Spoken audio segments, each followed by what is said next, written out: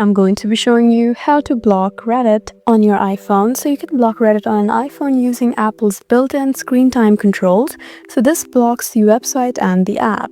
So what you need to do is open settings on your iPhone first. Just be on your app library and search for settings. As you can see, it's right there at the top. Just go ahead and open it. And once you've done so, what you need to do is scroll down till you find screen time.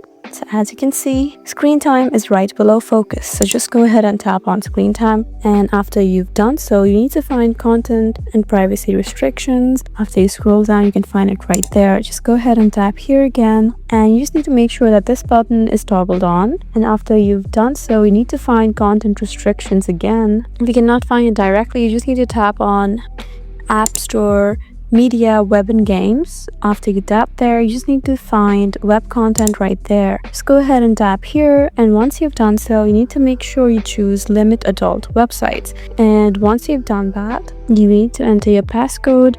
And once you find this option that says never allow, just tap there, add website. And once you've done so, you can add reddit.com, and you can add it again, and you can add the old.reddit.com.